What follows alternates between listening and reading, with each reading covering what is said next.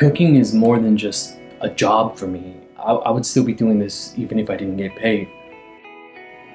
I'm actually not getting paid right now just because I'm in between restaurants, but that doesn't matter because I love food. I love making food, eating food. Food is everything to me. And I think if I didn't have food in my life, I would die. But I am looking for a way to get paid to do it. So, just because right now I don't get paid.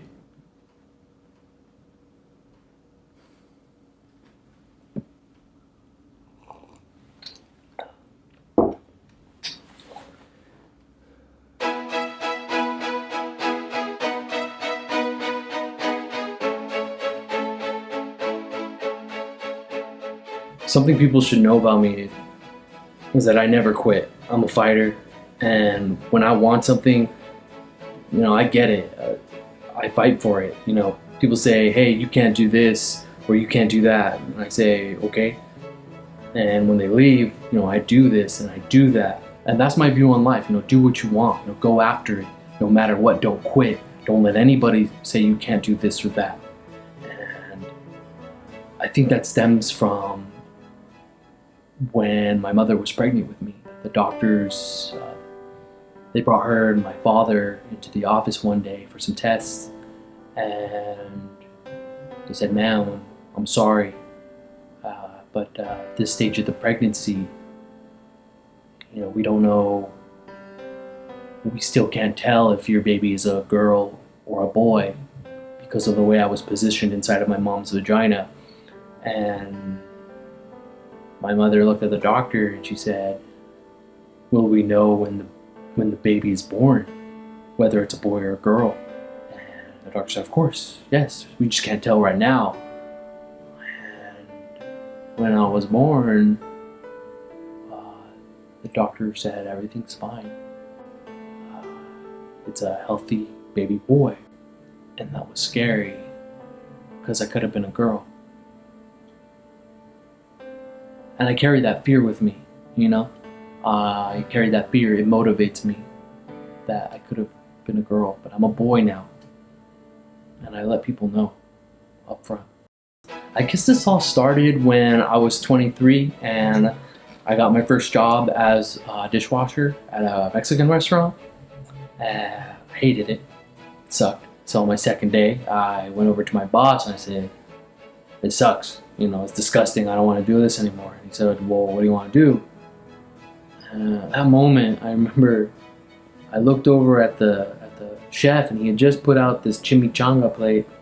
I said, that looks good. I want to do that. I want to do what he does, create.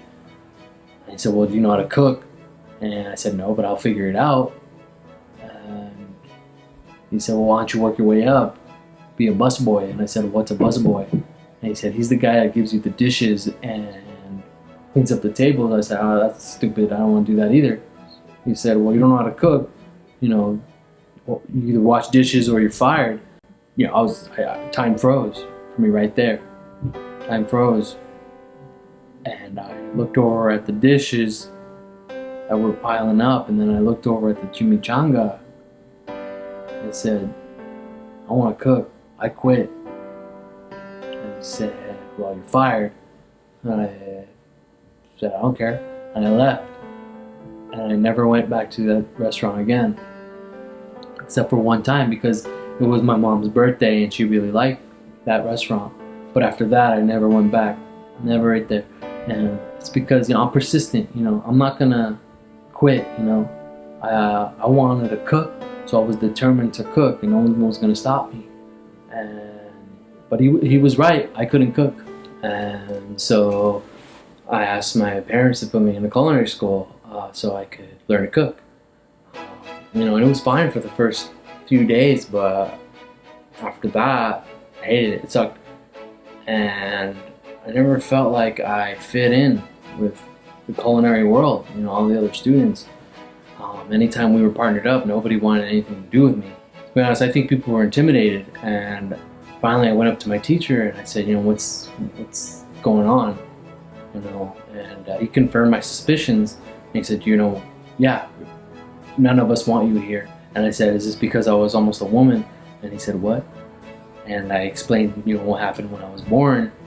And he said, well, that doesn't mean you were almost a woman. And I said, well, what's going on? And he said, we don't like you because you can't cook, and on your first day you burn down the kitchen. And I said, I don't need this, I'll do it on my own. And so I quit. And that's when I decided I was going to open my own restaurant.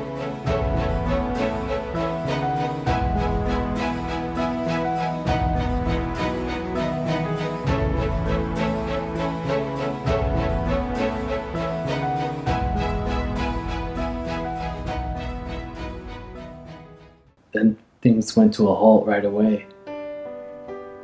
My dad picked me up when I was leaving my culinary school, and I got in the car, and I knew right away, something was wrong. And I looked at my dad and I said, what's going on? And he said, guess what? And I said, what? And he said, I'm not working anymore. And I said, Dad, don't worry about it.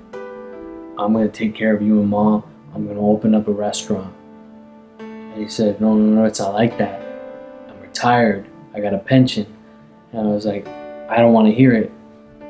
My restaurant's going to be huge, and you guys won't have to worry about money. And then he explained to me what a pension was. And I said, oh, okay. Which was perfect because I had trouble getting a restaurant going, so my dad used his pension money to invest in it.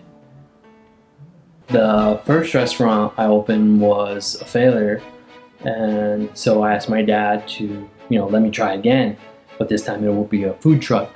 And that failed too, and my dad was pissed. But I said, Dad, cooking is about taking risks and experimenting and trying things out. That's how I cook.